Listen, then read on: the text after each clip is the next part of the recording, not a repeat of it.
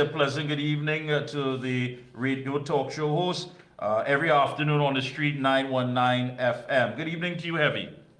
Good evening to you, my brother, Mikee, Yes. and to the listeners of Thank you, The sir. Observer. What's up? What's the name of your program on radio, just to make a note of it? The future of talk. The Future of Talk. Thank you so much. I was just speaking to television host Stephen Reese and going over, of course, an important component for every election, which is messaging. There are three components, which is timing, message, and money. And of course, message is very important. When you look at all that's taking place here and when you interact, because I know many times you would interact with people on your program in the afternoon who would tell you, listen, what you're saying doesn't make sense. The incumbent has done a great job. And you have to pick away at that to say, listen, that is not true, especially with the reality that people live on a daily basis. What's your experience been, especially as we gear up for the upcoming general elections? Mikee and the listeners, it's been an uphill climb. You know that radio station that I'm on is predominantly, it was always known as a PNM station. Our show from 4 to 7 in the night is the only show that is speaking against, speaking for children and today, I should say, right? And when you speak for a country, you tend to come across that you're against the government, right? So I realize that the message for people, the people that listen the majority of the day to that station, right? They're not listening to the message, and they want to shoot on the messenger, right? They will attack you personally. They will try to drag you, victimize you. They'll say all kind of things about you because you are not talking what they want to hear. Now, it's a pity that the majority of these people, right, get their knowledge from talk show hosts and the 1% financial media, right? Right. Now, Mikee, let's face it. They say, and I heard this a very long time ago, but I didn't understand it, but I know now. They say those who control the media control the minds of the people, right?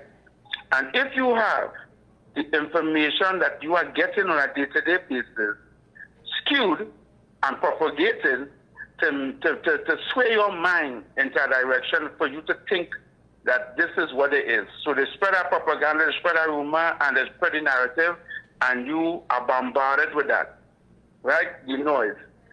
You are going to eventually believe that.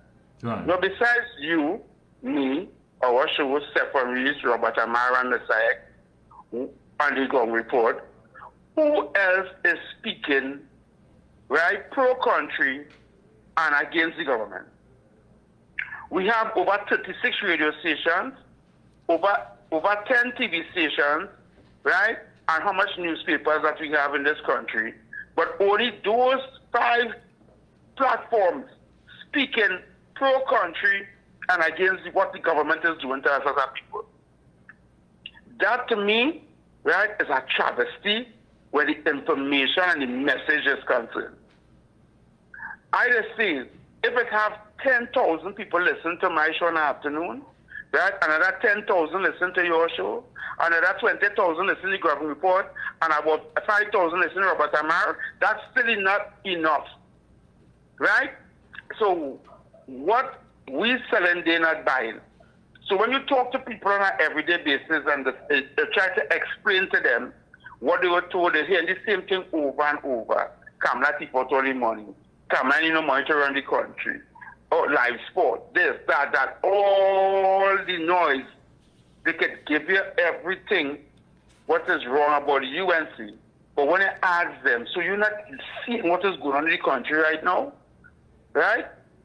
They are so bombarded by the noise that they're willing to overlook what the PNM is doing.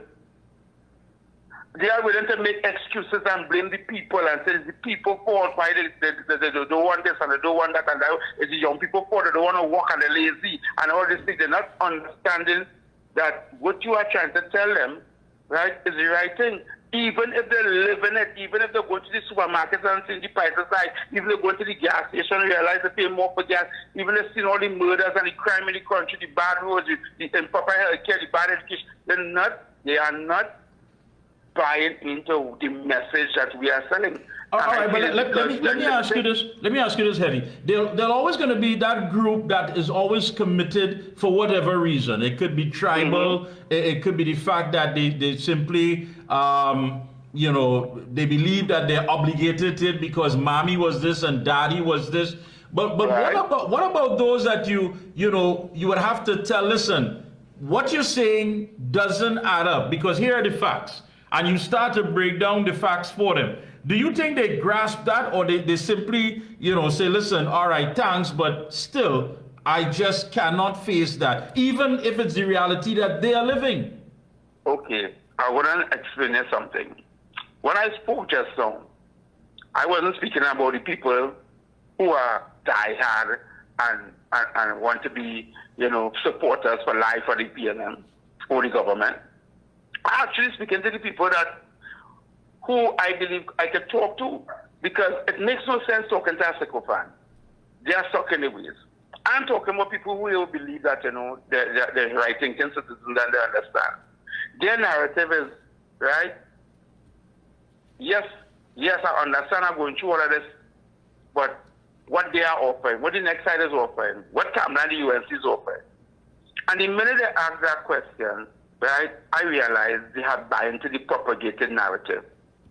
Right? Because you cannot tell me that you're going through what you are going through now and still want to find out what the next party has to give. You understand?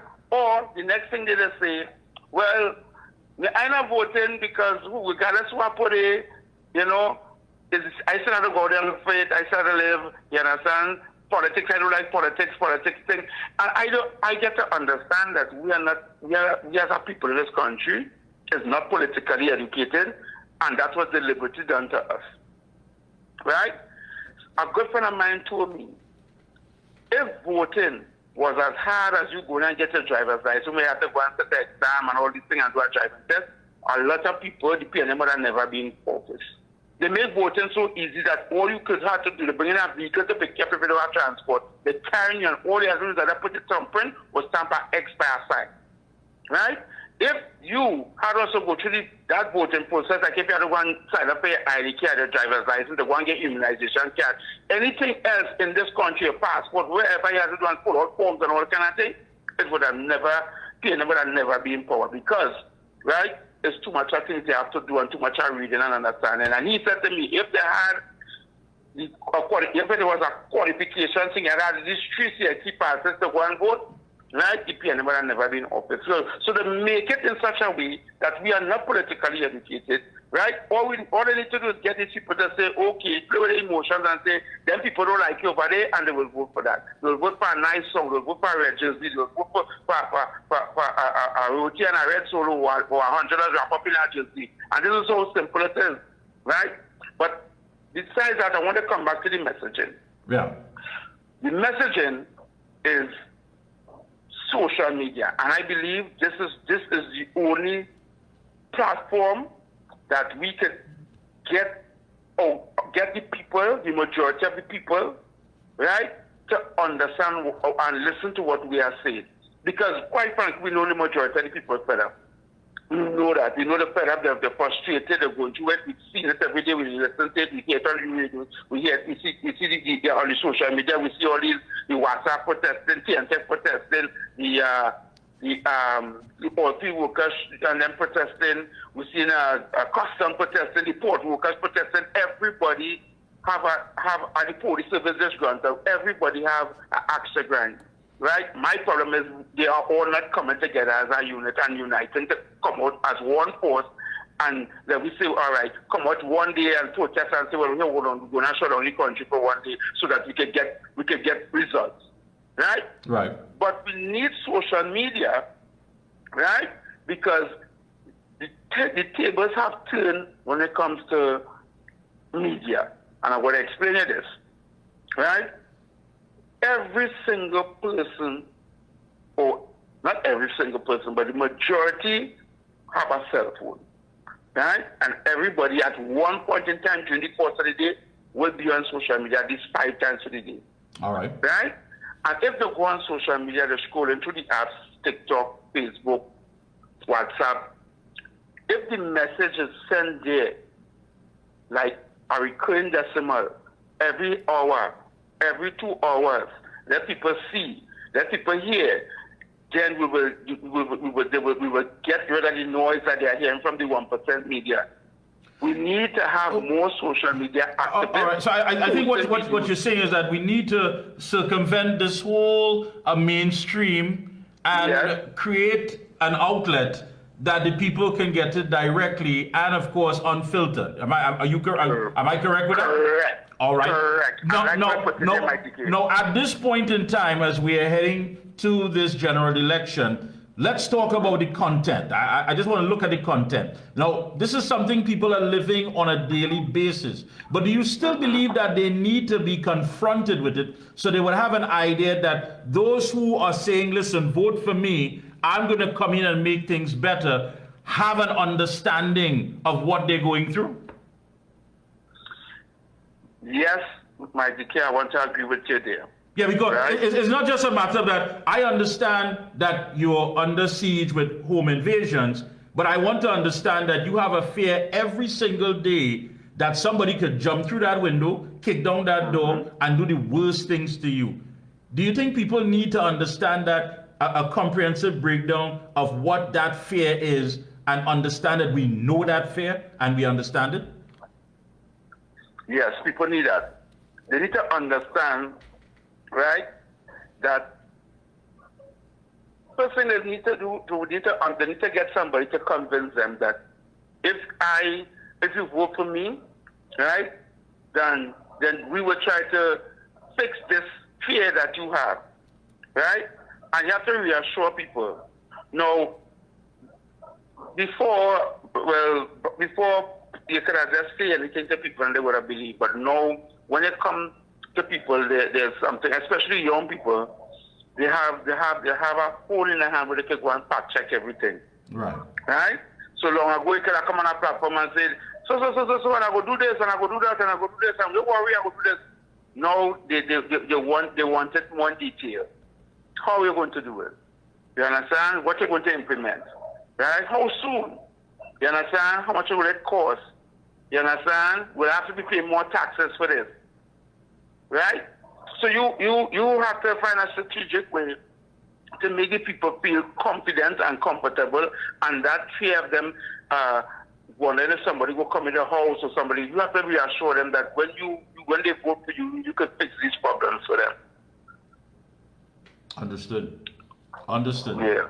I want to take some calls, but go ahead with your closing comments. Time is against us, but go ahead. I give you time to close. And but I must say, my takeaway from what you're saying there makes a lot of sense. I want to compliment you on that because I think people really need to know and understand that it's not just saying what the issues are, but having an in-depth understanding of how the issues affect them. Exactly. All right. Closing comments, go right ahead. In closing, I want to let the countries of Trinidad and Tobago know this, right? In 2025, you have to remain focused. You have to cancel all the noise, and you have to find a way to change not only you, but the people around you, your friends, your family, and people you associate with. You have to make politics, talk politics, and tell people who don't like to talk politics, because we in Trinidad and Tobago don't like to talk politics and religion. You have to let them know what's going on. I need you to come out and vote in 2025. Even if you don't vote, you never vote before. That is nothing to boast about. I need you to come out and vote and help us change this country around and get rid of this government that is carrying our country down in the gutter. Thank you. Right? And if every Trinidadian who knows somebody that don't vote, because I'm not telling you Mikee, the statistics will show, right, that the majority of the voting population don't vote. Right? True, and we need to get those people out there to vote and change this. We don't even want the PNM in opposition. We want the whole map yellow. Right? Thank you very much, my Thank you friend. so much. It's been a pleasure. Thank you so much. Keep up the good work.